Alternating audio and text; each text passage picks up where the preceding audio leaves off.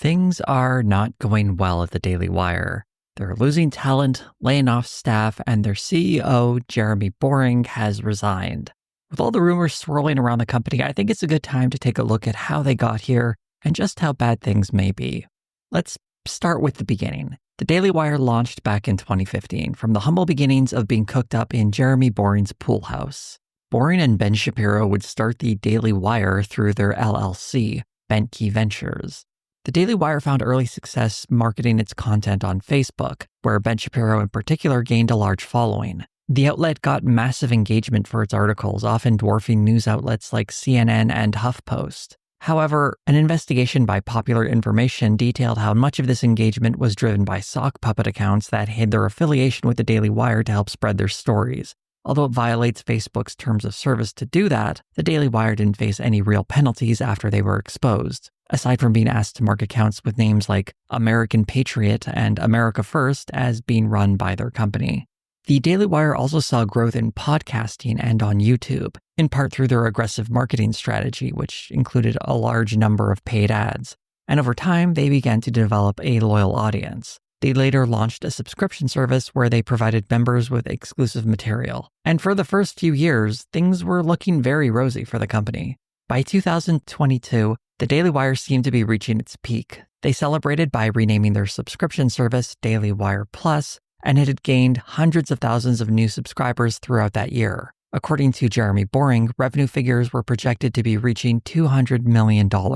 That money was used to sign high-profile talent such as Jordan Peterson and Candace Owens. In short, things were looking very good for the company. At some point, things began to take a turn. It's difficult to say exactly where this was, since the Daily Wire is very selective with the metrics it makes public, and there are many different parts of this company to consider. But I want to highlight a few of the reasons I think the Daily Wire is in some trouble right now. I believe the first major catalyst was the company's foray into the world of movies and television. Many of the people at the Daily Wire have, at various times, tried to make it in the world of entertainment. Jeremy Boring had produced and written several shorts. Ben Shapiro was an aspiring screenwriter, Michael Knowles was an actor, and Andrew Klavan has writing credits for a few produced movies. Their levels of success varied from no success at all to a modest amount of success, though none of them seemed satisfied with what they have achieved. They would often voice complaints that it wasn't so much their lack of talent that held them back, but rather a bias against conservatives in Hollywood. In his 2011 book, Primetime Propaganda, Ben Shapiro describes his experience of nearly getting a job as a screenwriter. For those unfamiliar with Shapiro's history, as a young conservative, he had a column and had written a few books. For his fourth book, Primetime Propaganda, he used that public profile to attain access for several interviews with various studio executives. In that book, he describes a brief story about how he had a small opportunity to become a writer in show business. Apparently, several scripts he had written were read by studio executives and agents, and he, as a talent, was being shopped around town for a potential job. Eventually, though, his agent dropped him because of his existing writing credits, marking him as someone that people in the entertainment industry wouldn't want to work with. I should point out that one of the books Ben Shapiro had written was titled Porn Generation: How Social Liberalism is Corrupting Our Future. More than just a provocative title, that book is also an absolutely wild read. I've never read something by a 21-year-old that calls so many female celebrities whores. There's a real incel energy to all of it. And a producer for a show like The Good Wife might not want one of its writers having a credit like that on their resume. Here's an excerpt from the book describing a performance at the 2003 MTV Video Music Awards. The video is going to be playing alongside his words to give you an idea of how outrageous this supposedly was. The competing princesses of Pop-Tart whoredom, Britney Spears and Christina Aguilera, both dressed in sluttish bridal costumes, popped out of wedding cakes, and began singing Madonna's 1984 hit, Like a Virgin. Finally, Madonna made her grand entrance, dressed in black, form-fitting S&M groom outfit. Madonna joined the two former Mouseketeers, and the three gyrated around the stage like hookers starved for Johns. He doesn't mention the part where Missy Elliott comes out later on for some reason, but he does go on to say that Madonna kissing Britney Spears and Christina Aguilera turned young girls bisexual.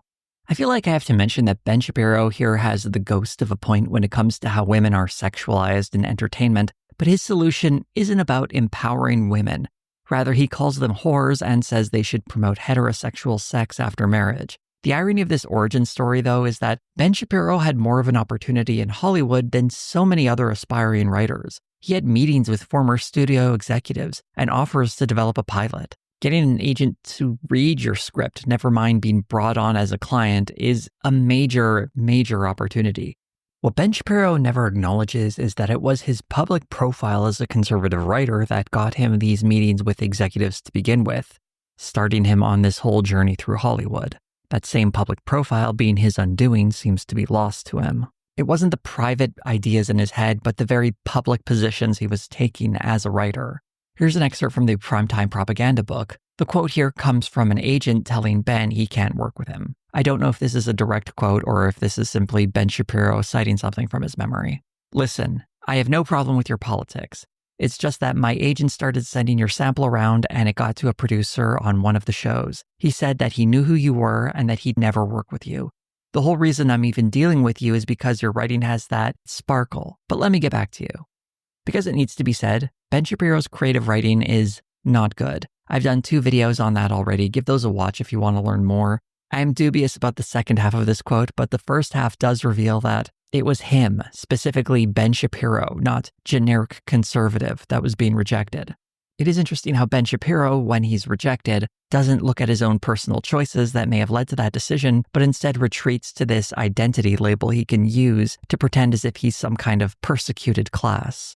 Whether or not conservatives have as many opportunities as more left-wing people in Hollywood purely based on their politics isn't really related to Ben's story, as it was very much him who was rejected for his very controversial writing credits. All of this speaks to the Daily Wire's entertainment ambitions and how they market them. They need to present this idea of conservatives being rejected by Hollywood because it energizes the audience who reads them. It'd be far less effective marketing if they were presenting their entertainment ambitions as a product of personal bitterness over failing to succeed in the way they hoped. But in 2021, they had an opportunity to make those dreams come true, and they were going to leverage their conservative media company to make it happen. A Daily Wire article announced this entertainment initiative, and in it, Ben Shapiro wrote, "We're going to be bringing out movies, edgy, entertaining, awesome movies that won't mock your values. We're going to be producing TV shows, comedies and dramas that take you seriously and that don't take advantage of your viewership to promote leftist causes." This is the type of branding that was being used to market this initiative. That watching the movies and TV shows created by the Daily Wire would be a form of resistance against this idea that culture has been hijacked by the left and is being used to push a leftist agenda. The underlying assumption of this article is that there is this vast swath of angry conservatives ready for this entertainment, and part of how it was being marketed was through the politics of the platform activating that audience. The first partner for the Daily Wire for this project was a production company called Cinestate, headed up by a guy named Dallas Saunier. At the time, the company had just changed its name to Bonfire Legend. This was done a few months after one of its producers, Adam Donaghy, was charged with sexually assaulting a minor. Saunier and other members of the company were accused of covering for Donaghy's previous actions committing sexual harassment. Jeremy Boring was very aware of this reporting before teaming up with Bonfire Legend. In a Daily Beast article, he was quoted as saying, "To the extent that things may have taken place in the production of this film or another film, I don't think it's my business. In the same way that it's not my business if something takes place at any other kind of company that I buy product from. I'm sure there have been allegations of sexual harassment at almost every major production company in the country. That doesn't mean the product itself has to be banned." The first product of this union, and the one Boring was referencing in that quote, was the movie Run, Hide, Fight, best described as Die Hard set in a school shooting. I've covered this before, but a short review for it is that it's underwhelming. One mistake I saw a lot of people making when talking about this movie was describing it as being produced by the Daily Wire. It had actually wrapped production well before the deal was made with Bonfire Legend, and the movie was looking for distribution. That's really only part of the story, though. The movie was never meant to be distributed by an external company. Rather, Cinestate/Bonfire Legend was planning on releasing it under their new genre label, Rebeller. It was also a culture website that published various articles, books, and podcasts. Following the revelations about Adam Donaghy in June of 2020, Rebeller had to fold. While it's probably true that a movie about a school shooting would struggle to find a distributor, I think having the name of someone accused of sexually assaulting a minor as a producer probably hurt it even more. Also, Rebeller had something of a reputation for being more sensitive to the right. An article by Adrian Nguyen goes into some of its history and helpfully points out that the site was getting shoutouts from Ben Shapiro over a year before they went into business together. I think it's likely that Cinestate/Bonfire Legend wasn't exactly looking for a brave partner to distribute a challenging movie that woke Hollywood wouldn't touch, but rather they were looking to partner with a distributor that would take on their toxic movie. And the Daily Wire, having no entertainment production team of their own, needed a company that was at least receptive to their politics. So it was a lovely match to make some bland movies. Run, Hide, Fight was released in January of 2021, and while it gets mocked, like all of the Daily Wire's movies, for making almost no money at the box office, that's not entirely fair. In the case of Run, Hide, Fight, the only numbers I could find said that it made a little under $35,000. But it's important to remember that this movie is primarily for online distribution, and while the Daily Wire doesn't share its streaming metrics, they claim to be very pleased with its performance. And I think this might be true. There was a lot of hype surrounding this entertainment initiative when it was announced, and this was their very first movie. Even if the female lead and interracial romance would have branded it as woke had it come from Hollywood, the Daily Wire's audience was ready to ignore that and support this new front on the culture war. Back when they first announced their entertainment initiative, speaking to Deadline, the Daily Wire claimed to have 1 movie and 2 TV shows in development, but it takes a long time to produce programming. From here, we got a very long dry spell of new releases. The next release for the Daily Wire was Shut In, a thriller about a woman trapped in a closet while her drug addict ex threatens their children. Whereas Run, Hide, Fight was a finished product that the Daily Wire distributed, Shut In was the first movie they took a hand in producing. The script had been found by Dallas Sonnier, and originally Jason Bateman was attached to direct. But the pandemic threw the project into disarray, and it ended up at the Daily Wire instead, with DJ Caruso now directing. This is probably the best of the Daily Wire's movies insofar that it's fairly average. The first 2/3 I would even describe as good, until it's let down by a very messy ending. There was some controversy surrounding the movie, as it included Vincent Gallo, who hadn't appeared in a movie since 2013, in part because of his behavior online, making various bigoted remarks, such as saying women shouldn't have the right to vote. On the business side of things, the Daily Wire did make one choice that seemed a bit odd. That was to first release Shut In on YouTube for free. It would air as a live stream, and anyone who missed that live stream or wanted to watch the movie again would have to sign up for the Daily Wire subscription service. They had actually done this for Run, Hide, Fight as well, although that movie had already premiered at the Venice Film Festival and had a very limited international release. That led to a write-up in Deadline where the strategy was briefly described like this. The film is also being sold to international distributors by Voltage Pictures. Those buyers may not be thrilled by the update. Jeremy Boring explained that the stream would be limited to the US only, though I'm not sure how successful that was since I was able to watch that just fine in Canada. It's possible viewers of the Daily Wire might have had a hint on where to get a VPN. We use ExpressVPN. The only numbers I could find for Shut In pegged its box office at roughly $715,000, which is actually the most a Daily Wire movie has made at the international box office. The broadcast on YouTube first strategy would be used again for their next movie, The Hyperions. Like Run, Hide, Fight, this is another movie that had been produced prior, but failed to find distribution. There isn't much to say about this one aside from it being pretty forgettable, and that since none of the actors involved had any idea it would be on the Daily Wire, we don't have to hold it against Cary Elwes or anybody else. What's probably most notable about this initiative so far is just how little impact it made. Unless you're a longtime viewer of this channel, or like digging through my older videos, you've probably never heard of or don't remember any of these movies. This isn't really a surprise. It's incredibly difficult to break through to mainstream attention in the movie space. But considering the money being spent, the Daily Wire was falling well short of its lofty goals. In spite of Shut In and The Hyperions landing with a thud in the first half of 2022, the Daily Wire was still riding high. It began releasing publicly numbers of its subscriber count and total revenue, declaring that it had 600,000 subscribers and revenue was projected at $100 million. By the end of the year, these numbers would be revised to over 1 million subscribers and up to $200 million in revenue. The movies I mentioned likely weren't fueling most of the growth. In fact, what was fueling that growth was almost certainly the June 2022 release of the Daily Wire's biggest success, Matt Walsh's What is a Woman? According to comments from Dallas Sonnier, who produced the movie, its budget of $1 million was returned roughly 30-fold, and it became the most watched thing on the Daily Wire Plus platform. This movie didn't exactly come out of nowhere, as anyone who was on YouTube at the time remembers just how ubiquitous the ads for this movie were. The Daily Wire always aggressively marketed itself, with some public examples of spending being tens of thousands of dollars for high-profile articles on their website. This movie almost certainly had a lot more than that spent on advertising. Whatever the cost that went into promoting the project, though, it certainly paid off. While the movie itself is a giant pile of anti-trans misinformation, it was undoubtedly a success for the Daily Wire, and you'll notice it's far closer to what made the Daily Wire famous in the first place, providing a polished sheen to conservative talking points, creating something that looks like a documentary but isn't much more than an op-ed written by someone with a childlike understanding of science. This is what their audience wants.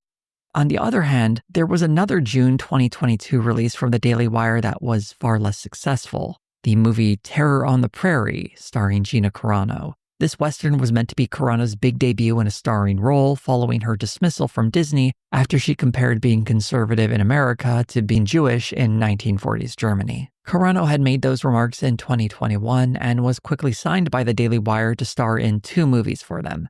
The first movie was supposed to be titled White Knuckle, but it was put on hiatus after COVID vaccine requirements for filming led to Carano pulling out. Instead, the Western Terror on the Prairie would be developed instead, as it was shooting in Montana, a state with less strict regulations on vaccinations for a film set.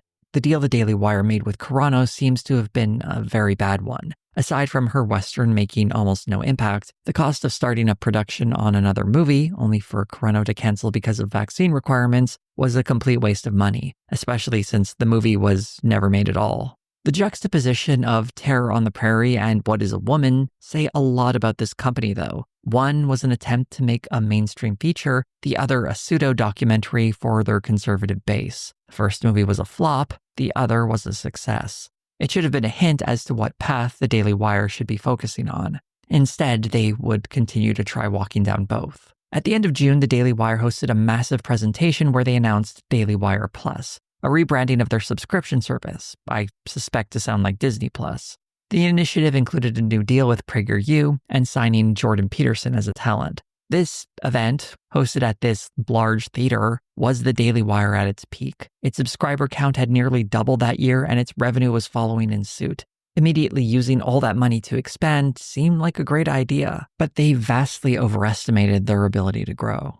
After Terror on the Prairie, we wouldn't get another original movie from the Daily Wire for 1.5 years.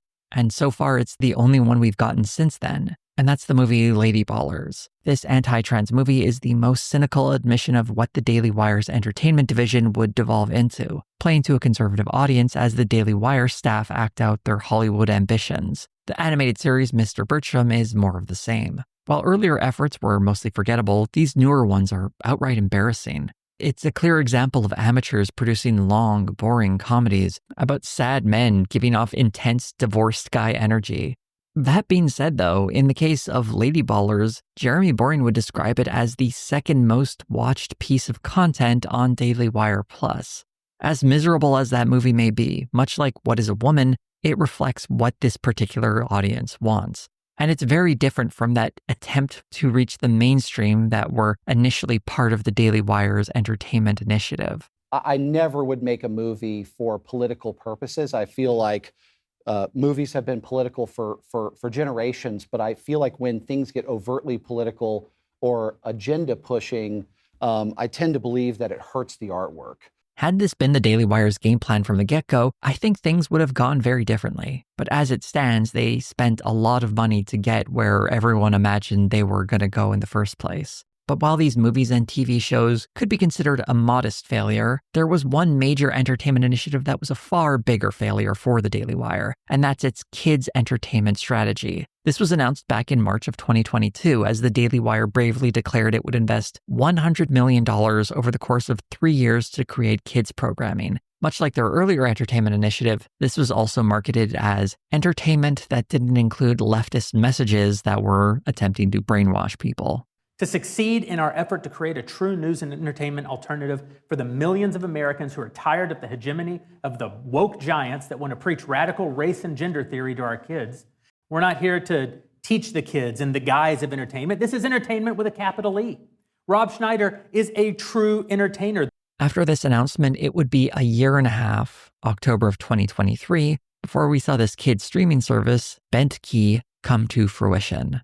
There was a minor bit of controversy when the streaming service's flagship series, Chip Chilla, was accused of being a Bluey ripoff. New TV series Chip Chilla is being dubbed a bootleg Bluey. There were also fears that these shows would contain conservative brainwashing that were largely overblown, as most of these programs were bland, generic kids' entertainment. After the launch of Bent Key, no one really paid much attention to its lineup of original titles and licensed kid shows. I kept an eye on it myself to see if its metrics ever changed, and the few I could spot weren't particularly encouraging. When it first dropped, there were a flurry of downloads for the Bent Key app, and these were almost certainly largely members of the Daily Wire audience with kids or those who simply wanted to support the platform. While the Daily Wire wouldn't release how many people had subscribed to it, we could at least check the Google Play Store, which had the slightly vague metric of 50,000 plus downloads listed on the app's page. The Apple Store likely had similar numbers, as the app had similar reviews on both storefronts.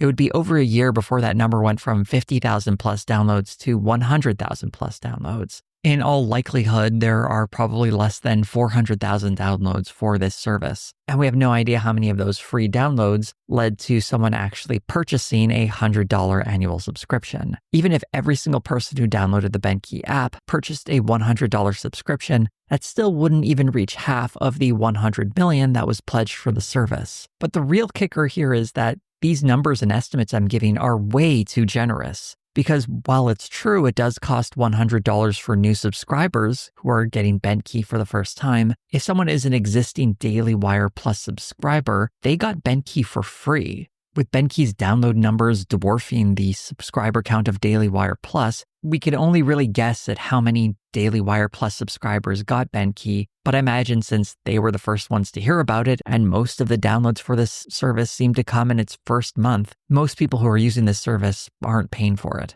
I doubt there's any way this massive investment made any sort of profit. In fact, it almost certainly cost the company millions, if not tens of millions of dollars. The irony here is that as a streaming service offering entertainment, Bent Key shows a lot of lessons learned. One of the biggest problems with the Daily Wire Plus, presenting itself as some kind of hub for entertainment, is that it only has a few movies. The overwhelming majority of the stuff on there are conservative documentaries or video versions of their podcasts. In short, it's for people who want conservative news commentary. Sticking a couple of movies on there isn't going to make someone think they should get that instead of Netflix unless they want that conservative news commentary. No one signs up to Netflix to watch one movie a year. That part only happens when you forget about your Netflix subscription and it auto-renews because you keep forgetting that you have it. Bent Key actually made an attempt to provide volume with a decent number of titles at launch. Of course, it was hurt by the fact that no one really knew what most of these titles were.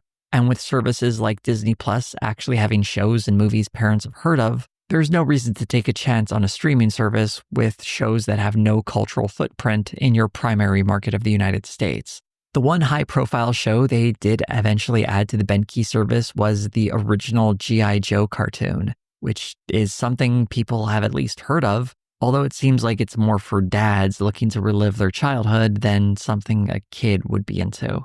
One move that might have helped salvage Bent Key was when they announced their own version of Snow White. It was a bit baffling a move because it was done entirely despite Disney, which is part of how they got in the whole Bent Key debacle to begin with. But by attaching a conservative personality like Brett Cooper to it, they could maybe tap into that same resentment that made a movie like Lady Ballers a hit. But it seems like that movie might never happen for several reasons. The first one being that, in late March, it was reported that the Daily Wire laid off a number of its staffers, specifically in its kids' entertainment department. Ethan Nicolle, who left the Babylon Bee to help develop programming for the Daily Wire, confirmed that everyone who created original programming for Bent Key got laid off. The Snow White movie had another big problem as well, as its star, Brett Cooper, had left the company a few months earlier, and we have no idea how far into production that movie got before her departure. More on that later, because I should also mention the other big entertainment investment the Daily Wire made, the Pendragon cycle. The rights to produce a series based on the Pendragon cycle books was announced in 2022, alongside a new plan to adapt Atlas Shrugged. The Ayn Rand adaptation hasn't been mentioned since, but we have seen Jeremy Boring go hands-on to direct the Pendragon Cycle series. The various production diaries that have been posted online reveal a very expensive production. There's a big crew, stunts, special effects, and all the requirements that make TV productions of fantasy shows so expensive. This series is a very big bet. It was originally scheduled to come out in late 2023, though that release date has been pushed back, and as of early 2025, there's still no sign of the series. Similar to Benke, the Pendragon Cycle appears as though it's a passion project for Jeremy Boring, something he personally championed and invested enormous resources into. Boring's departure from the company, I suspect, has something to do with all these massive investments and their limited or non-existent returns. The Pendragon Cycle in particular looks to be a massive money sink. The show would need to be a breakout hit for it to be in any way profitable for the Daily Wire, and I suspect that simply isn't going to happen. Also, it shows us the Daily Wire hasn't fully learned the lessons it needed to from Ladyballers. Its audience doesn't want mainstream entertainment. They want conservative coded movies that speak to their biases. In essence, they want a right-wing version of what they imagine Hollywood to be. It's not that they hate political messaging in entertainment, they just want it to be their political messaging. One of the big assumptions made by Jeremy Boring in this whole entertainment initiative was that there was a massive audience waiting for productions he considered politically neutral. Go ahead, Disney, make $25 billion worth of content inculcating radical gender and race theory in children who are 6 years old. I don't have that money to spend on marketing. I'm glad you do. I know that 50% of everyone who encounters that content is going to want to come over to dailywire.com and subscribe here instead. What Boring fails to understand is that, while a large percentage of Americans vote Republican, they aren't all clamoring for a platform like his to start presenting movies and TV shows. If someone really wants politically neutral entertainment, why would you go to a partisan political platform? The only thing that might have made them have a chance is if they had a large selection of quality entertainment that people have actually heard of. But less than a dozen movies and a weak animated series after 4 years isn't nearly enough to win over a mainstream audience. This is especially true for Benke, which failed spectacularly and was so obviously a bad move. There were signs of a better strategy where they actually licensed programs and produced several originals to come out at the same time, but the $100 price point for a service with no recognizable shows in a landscape filled with competitors offering better deals with more programming wasn't realistic. And to have invested so much money, reaching roughly $30 million in its first year, is just a spectacular waste. If that massive audience waiting for conservative branded TV and movies exists, it certainly didn't show up for the Daily Wire. Investing into money pits like entertainment weren't the only mistakes made by the Daily Wire. Their terrible management of high-profile personalities was also another mistake. There was a minor blow-up in early 2023 when Steven Crowder went public with a contract he considered unfair that the Daily Wire offered him. This more or less blew over when footage of Crowder being verbally abusive to his pregnant wife before they eventually divorced surfaced. There were a few elements of this feud between Steven Crowder and the Daily Wire I want to highlight, particularly a phone call he recorded with Jeremy Boring about a contract he was offered. It gave us some insight into the Daily Wire's hiring policies. Bench talent, young talent, they don't get deals like this. So they don't get deals that... They can be wage slaves for a little bit, come over and make a salary and grow their brand. This is an important bit of information that gives us a sense of how the Daily Wire treats its talent, particularly its new talent, paying them slave wages while their online identity is being built, and then possibly offering them a bigger contract down the line. Steven Crowder's initial offer had a staggering dollar figure of $50 million over 4 years, a fact Crowder didn't share at the time. Far more damaging for the Daily Wire than the Steven Crowder controversy was the departure of Candace Owens. She had joined the platform in 2021 and starred in the program called Candace. In March of 2024, Candace Owens' departure was announced by Jeremy Boring on Twitter. The reason for her departure was never made entirely clear, though many assumed it was her butting heads publicly with Ben Shapiro, particularly over the ongoing genocide in Gaza. This explanation, while logical, has a few confounding facts. Candace Owens' support for the Palestinian people doesn't seem entirely genuine. In fact, in 2019, she tweeted that Congressional Representative Ilhan Omar should be deported for criticizing the ongoing violence in Gaza. While it might be tempting to say her turn on Israel was a result of the state's actions after October 7th in 2023, It appears her pivot started almost a year prior when she retweeted an anti-Zionist statement from Max Blumenthal, leading to a public confrontation with Ben Shapiro. I'm not sure why or how Candace Owens turned in her Zionist card in these intervening years, but she seems very aware that making comments like the ones she made in November of 2022 would annoy her boss. Owens would continue to make comments like these until eventually she left the company. There are rumors floating about saying that she wanted to get out of her contract or that some sort of gag order was placed on her, but it's been difficult to confirm any of that. And it's quite likely that Candace Owens is happy to play into controversy that raises her profile. What is undeniable is that Owens' departure is a huge loss for the Daily Wire, as she has gone on to have massive success since leaving. She is getting millions of views on her YouTube channel, which mixes celebrity news and absurd conspiracy theories. Another talent the Daily Wire lost was Brett Cooper. While Owens was a known commodity before signing with the Daily Wire, Cooper was more or less plucked from obscurity. Some producers at the Daily Wire created the format for her show, and then she was hired to fill that role. Shortly after, she became very popular at the Daily Wire, with her show, The Comments Section, being one of the most viewed at the company. Cooper had become so ingrained into the Daily Wire that she was set to appear in the Snow White movie and the Pendragon cycle, only the latter of which actually wrapped filming, so we know she'll at least still be appearing in that, assuming it ever gets released. Brett Cooper announced she was leaving the Daily Wire in December of 2024. Much like Candace Owens' departure, Cooper has largely remained tight-lipped about why she left, although she did offer a diplomatic farewell. Today, December 10th, will be my last day hosting the comment section and working for the Daily Wire. It is not true that I am being forced out. It was my own choice to leave. And believe me, this is bittersweet. The comments section has gone on without Brett Cooper, with her producer Reagan Conrad taking on hosting duties. I can only assume the Daily Wire believed that since they created the format, they could swap hosts and move on like normal. Only this isn't like replacing Johnny Carson with Jay Leno on The Tonight Show, because it's easier to click on a new video than find a different TV show to watch at 11:30 on a weekday evening.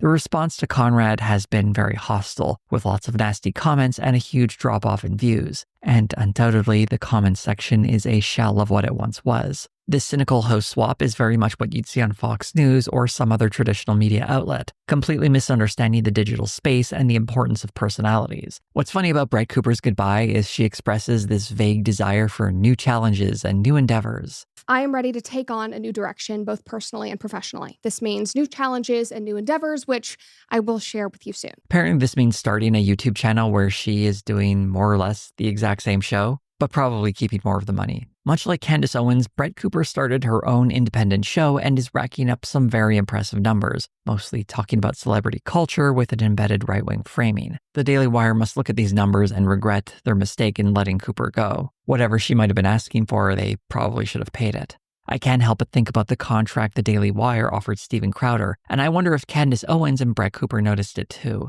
Were they not being offered the big $50 million deals? Or did they simply grow frustrated working to build up a company neither of them need? Or perhaps they believed they deserved ownership of the show that is built around their talent. All we can really do is speculate, but the important part for the Daily Wire is that two of their major talents leaving meant a big drop in viewing numbers, and quite likely a loss in ad revenue and memberships. Although not as high profile, another failure at the Daily Wire was its publishing line. Launched in 2021, it featured books by Ben Shapiro, Matt Walsh, and other figures on the right.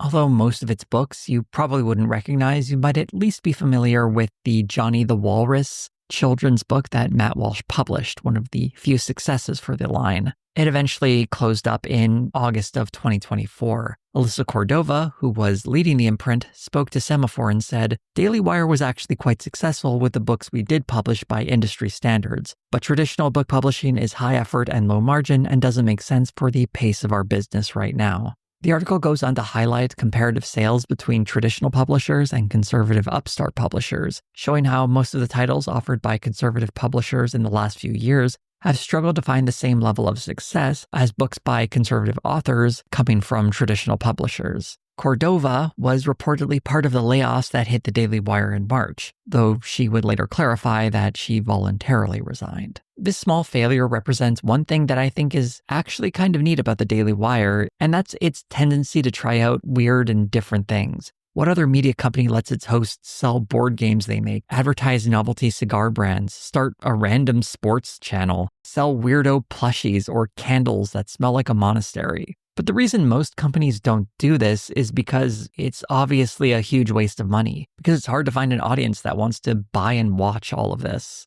When researching the Daily Wire, one of the few sources of actual numbers for their inner workings usually comes from Axios, specifically from articles by Sarah Fisher. Unlike a lot of other sources that speculate based on announcements from press releases, Fisher seems to have an in with Jeremy Boring. In fact, Jeremy Boring stepping down from the Daily Wire was an exclusive for her. This isn't that unusual. Fisher is a journalist who specializes in media analysis, so naturally she'd be dealing with a lot of these stories. But something interesting in the last few articles where Jeremy Boring was quoted reveal some interesting hints about the inner workings at the Daily Wire. In May of 2024, there was an article highlighting the success the Daily Wire has had with its commerce vertical, making $22 million in 2023. The article goes out of its way to highlight how Jeremy's Razors, a line of shaving products with Boring as their face, has earned the company $19 million of that $22 million total. That number is revenue though, so it doesn't really tell us how profitable any of this is. And for those keeping track at home, that means roughly $3 million was earned in revenue from all those hoodies, t-shirts, and embarrassing fan merch that I mentioned a little earlier. Speaking of those razors, I want to go on a little tangent here. I managed to find out where these razors are coming from. Originally, they were being manufactured in China, but in a recent commercial for Jeremy's Razors, there's this little line about how they've moved production. We moved our manufacturing out of China. According to TradeMo, a website that tracks international supply chains, Bentkey Ventures, the LLC that owns the Daily Wire, imported $1.84 million in products from a company called Dorco Co. Limited, which is a Korean company that specializes in manufacturing and selling razors. I went on the Dorco website to try and figure out which of their models was being resold by the Daily Wire, and I'm pretty sure that this handle comes from the TRA 4000 or TRD 5000 models. But what's more important than that is the Dorco razor blades are readily available from other retailers, and usually for a lot less. An 8-pack refill of razor blades from Jeremy's Razors costs you $22, while if you were to order those same blades from Amazon, a 16 refill cartridge set will cost you $27. Or if you want a handle on each of those cartridges, you can get a pack of 9 for $21.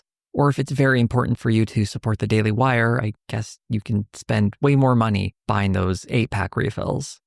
The article itself is not that strange, but considering that Boring was the one interviewed for it, it does seem a bit odd that it's highlighting the success that happened to have his face on them, as it's very important for him to be seen as contributing to the financial success of the Daily Wire. This lines up with a lot of Boring's attempt to be the public face of the company, fashioning himself as the God King, starring in expensive commercials for his razors, and he even dropped a single at one point. Jeremy Boring clearly wants people to know who he is and to think that he's doing a great job. On the other hand, if you look at Caleb Robinson, the other Daily Wire CEO, he's almost invisible. He isn't starring in commercials, appearing on public town halls, and he definitely isn't dropping any music on the Daily Wire channel. He seems more content to simply manage the operations of the company without becoming a personality himself. In December of 2024, there was another Axios article about the Daily Wire seeking investment in their company, with Boring commenting on Fox News possibly wanting to buy the Daily Wire to expand their podcast offerings. It was a bit strange as it came off a brief mention in a Semaphore article that mentioned that the Daily Wire was a possible option for Fox. But by commenting on that rumor, Boring was given the opportunity to mention that he believes the Daily Wire is worth more than $1 billion and that it had raised a round of capital in 2023 based on that estimate. That seems like a pretty big admission, as the Daily Wire had always prided itself as operating independent of financial backing. There might be a clue as to how much money the Daily Wire was raising in 2023, as in October of that year, a filing with the SEC revealed that they were seeking $120 million. Of that $120 million, they had already raised $50 million, and the filing mentions that there are 2 investors so far, although it doesn't give us any names on who those people might be. I'm not sure if the Daily Wire got that additional $70 million or who they might have gotten it from, but it does reveal that they were certainly looking for a lot of money. If it's raising capital, it suggests that either the company was on the cusp of expanding or perhaps just really needed the money. Even this whole play of coyly saying that they would be open to being purchased by Fox is another admission that they need an infusion of capital, that either they're looking to expand or that money might be tight. In January of 2025, Jeremy Boring hosted this really strange town hall where he declared victory over trans people after Donald Trump signed an executive order banning certain types of gender-affirming care for minors. Listening to Boring, this is apparently what the Daily Wire had been fighting for years now. This seems like a convenient premise so that Boring can air out a number of grievances. He throws out some wild numbers about how put upon the company has been for its anti-trans stance. The total cost of the additional shadow banning and removing from recommendation engines and inability to retarget the audiences that we weren't able to engage with in the first place, and all the other consequences of our stand on the trans issue are well in excess of $100 million. These numbers are impossible to confirm because these are projections heavily based in speculation. It reads as an explanation as to why the Daily Wire is not earning as much money in January of 2025 as it did in January of 2024 or January of 2023, trying to emphasize that the only reason this has happened is because Facebook limited their reach or that YouTube has demonetized a channel or some videos. Not mentioning the very obvious problem of letting go popular hosts or investing heavily into entertainment divisions that have had very limited appeal. Boring gets to the point right here. We had the courage of our convictions to stand up when others were not standing up, that maybe that audience would have our back. And yes, that did redound to our benefit, not to the price of the hundreds of millions of dollars that we've been denied. This is what this whole town hall was all about. So he could complain that while it's true they make money off of anti-trans media, it's really unfair that they're not making even more money off of that. The ironic thing is, if this topic were less controversial and simply a statement of fact, no one would be paying money to watch a documentary to say something everybody always believes in. The controversy is what made the money to begin with. Pretending like they should be earning more is a misunderstanding of what it means to take a stance on any issue that is contentious. Of course, there's going to be blowback, and if you're not willing to accept that, it doesn't sound like you understand the risks inherent with running a business like that. This whole town hall sounds like a man trying to explain why his company doesn't have any money. And he's trying to emphasize that it isn't because of his bad business decisions. Rather, it's because of all the enemies they've made for taking a moral stand. In this case, the moral stand of spreading anti-trans propaganda. It all just comes across as desperate. And the comments below this video are going after Jeremy Boring in a way that's pretty surprising. And it reveals how little faith even the Daily Wire audience has in this guy. About 2 months later, the Daily Wire laid off several staff members and Jeremy Boring resigned, really emphasizing how bad the company was doing financially. In spite of all of this bad news, Ben Shapiro is still insisting that the Daily Wire is in great shape. As somebody who looks at the balance sheet, I can tell you that is certainly not the case. We are healthy, we are growing, we are thriving, and we have extremely big moves that we are looking forward to making this year. What else is he going to say? That his company is in dire straits as executives step down and employees are laid off? Whatever morale there may be at Daily Wire needs to be kept up somehow. I'm not sure it's working though. I looked at the Glassdoor reviews for the Daily Wire in a previous video, and over time, its average score has only gotten worse. For the sake of the employees, I want to read this recent review to emphasize just how poor morale seems to be there.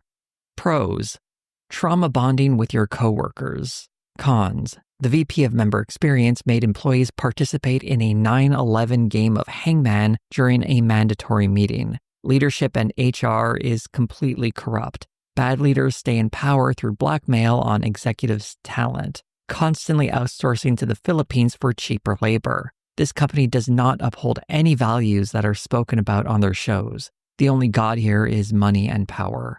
Advice to management: turnover is high and continues to be high because of the leadership. At what point will you start looking at leadership for the turnover rate? This review came after Jeremy Boring's resignation, by the way. To anyone currently watching this video right now, I hope it doesn't come as a surprise to you that you're doing an unusual thing. My channel, for all its success, is about niche topics that appeal to a limited audience. Although I do fairly well, there are creators who do much better, and even among them, their audience reflects a small fraction compared to the mainstream. To expand beyond that audience would require someone to completely change the sort of videos they make.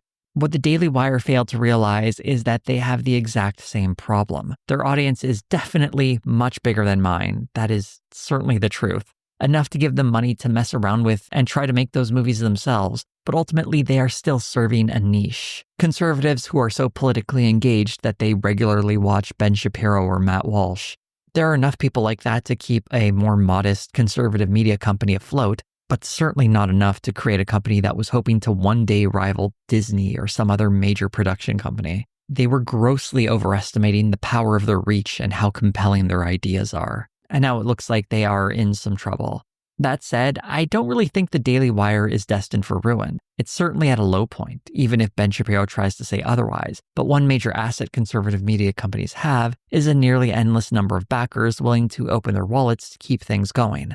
The only drawback might be that since the Daily Wire is such a big operation, some investors might scoff at the high price tag to keep it running. That could be another reason why they got rid of so much staff. By ending its failed kids' entertainment experiment, they might be hoping to find new investors to give them a new influx of cash. I have no doubt they'll probably have some announcements later in the year that are meant to make their company look like it's actually doing fantastic. But until they actually release numbers to tell people otherwise, we could only really guess that they're spending money that they don't have or making investments that will never come to fruition.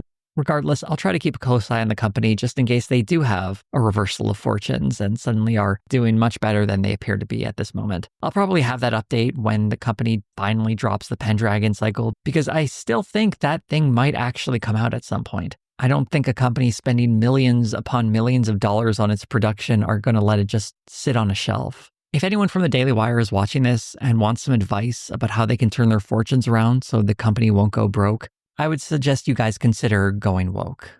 One thing I didn't really mention in this video because it's kind of hard to measure is that a portion of the Daily Wire's audience seems very unhappy with the commentary coming from some of its hosts, specifically Ben Shapiro and his unwavering support of Israel. While it would be nice to say these people simply hate genocide and are pushing back against Ben Shapiro as he gleefully cheers it on, a lot of it seems to be coming from a general anti-Israel sentiment that's based in anti-Semitism rather than any concern for the Palestinian people. As much as that might hurt the Daily Wire, I think its massive investments not offering anywhere near the returns they need them to are probably much more damaging to their bottom line. This video also has a little more speculation than I'm typically comfortable with, but as someone who has been watching this company for years now, as it's simply lit money on fire to create things no one wants, I would point to my earlier videos, specifically the one on Bentkey, where I said that this whole endeavor looks like it's going to lose them a ton of money and is destined for failure.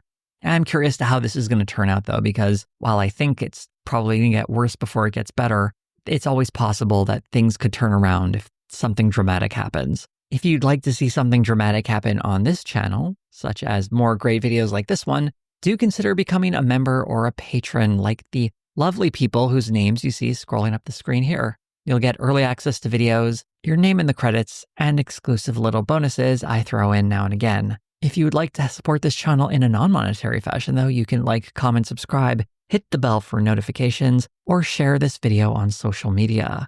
Thank you all so much for watching. Also, to be super clear, I don't actually think going woke will save the Daily Wire at this point, but I would love to see them try it.